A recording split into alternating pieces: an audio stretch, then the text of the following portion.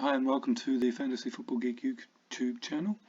Today I'm going to talk about how you can use Fantasy Football Geek in order to have a successful FPL season. I firstly just remind you of my ranks just to know, just to give you a bit of context. So last season was 17k overall rank, 17k before that, 36k before that, another 17k overall rank. Don't know how I've hit those three numbers, and then the season before 21k overall rank. So those are reasonably consistent seasons, which basically really want to talk about how I use the site to run my FPL team and hopefully continue to get overall ranks like that. Firstly, I should say that really everything that goes on the site is really there designed to help my team and make decisions about my team. There's nothing superfluous, nothing which is there just for the sake of it. It's all really designed to help me run my FPL team. So my basic principle as a FPL manager is really to have a fairly conservative, low-risk, attritional approach. FPL for me is as much about avoiding going backwards in overall rank as much as it is about going forward. And really, that's why I would say that you only really need 5 or 6 really good, what I call rank halving game weeks a season, really to end up with a good rank. The rest of the seasons you sort of concentrate on making sure you aren't really going backwards and perhaps ending up perhaps edging a little forward each week, or at least managing to keep roughly the same position before those weeks. So that's why really the first thing I want to come to is what I've called before the template team. Template has sort of fairly negative connotations ranging around lack of original thought. So I'm not going to call it the template team anymore. I'm going to call it the shield team. And basically it's a team which is really designed to avoid going backwards in rank. So that start off with the first article, really one of the first articles that will come out on the site, which is the 10 top FPL managers article. This article basically tracks 10 top FPL managers who have finished in the top 10k overall rank the last 3 seasons. So obviously they're people who really know what they're doing.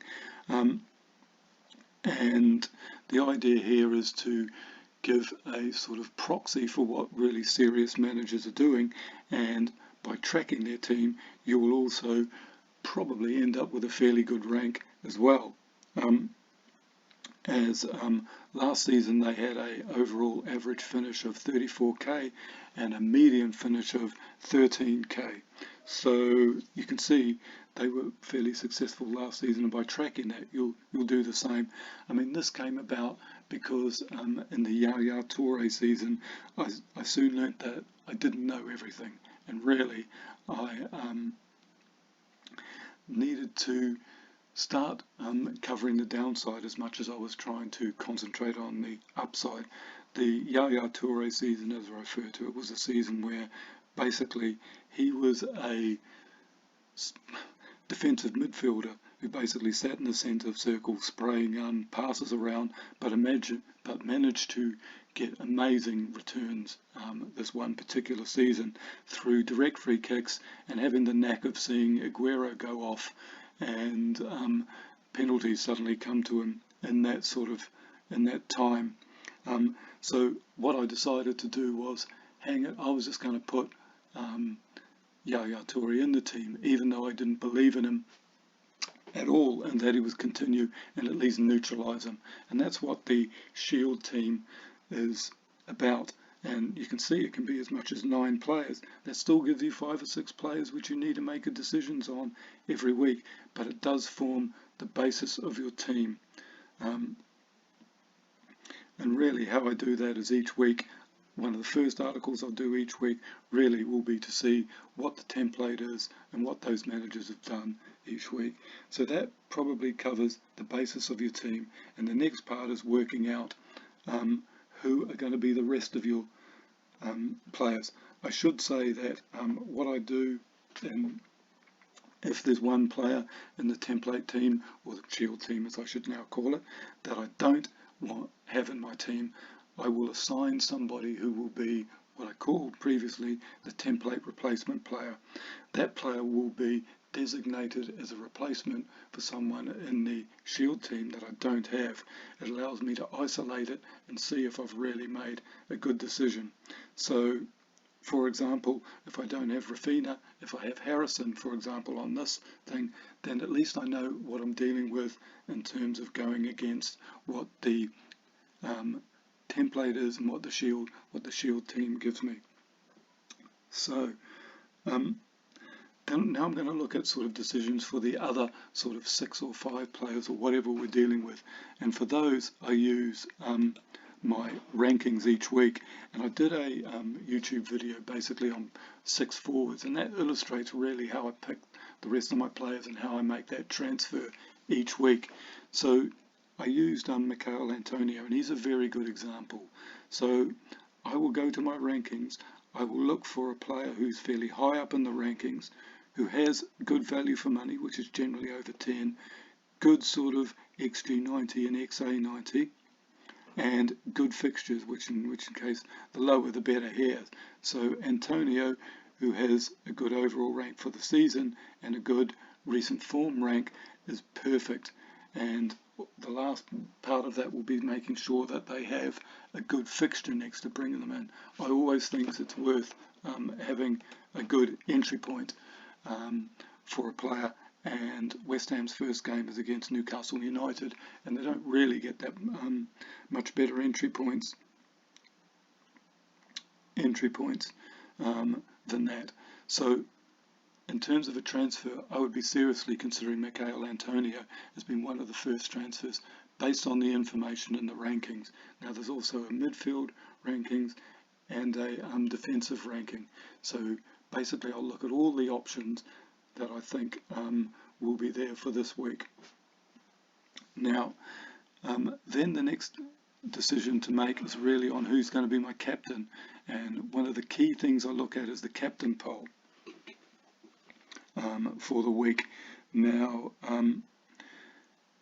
in the situation we've got here for game week 38, I wouldn't even think about who was going to be my captain. Salah would be my immediate captain without any question,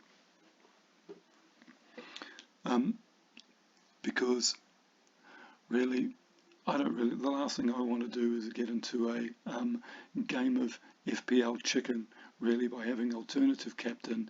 And yeah, there may be a huge downside if the captain, huge upside if the captain I pick does better than the captain favourite. That's definite. But if I get it wrong, and anything can happen in a one-off game, then I will be plummeting down in rank, and that's not something I really want to do. So that's one key thing that I'll be looking at. Now the next bit is really deciding what transfer I'm going to do, and aside from the what I told you about the rankings, there are lots of other things which help me.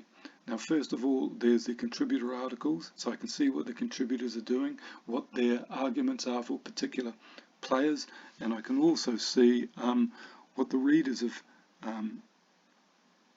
Fantasy Football Geek are transferring in with the transfer polls.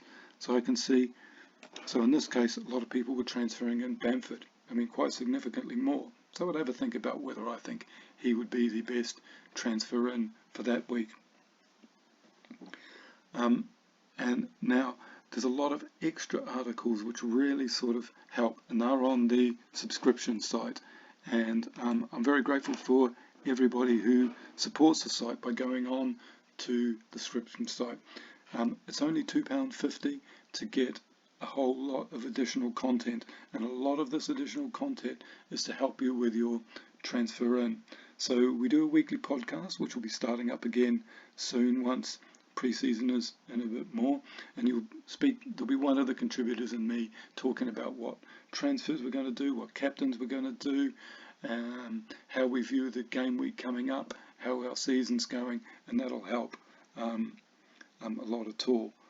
lot for everybody. Then there's also a separate bandwagons and seeking ships article, where basically we do a deep dive in terms of stats and prospects for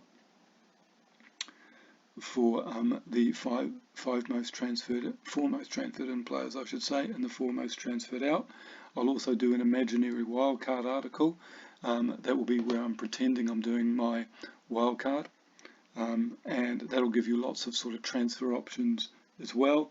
Then there's the Fantasy Football Geek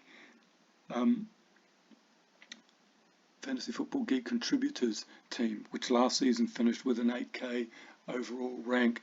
Basically, that's a team of all the favourite contributors, players, and the favourite captain choice that we use. You can also see who they're all captaining this week. It's a great way of getting a overview of what the contributors are doing this week.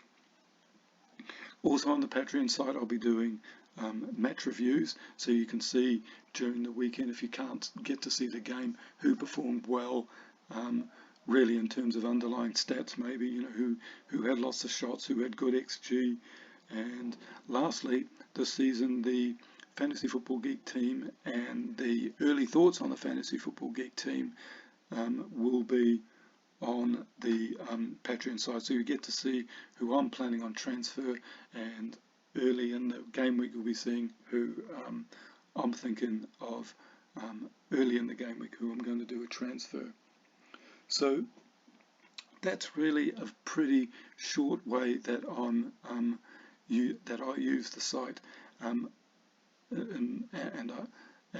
I honestly believe that if you come to the site regularly, subscribe to the Patreon site, that you will be successful this season.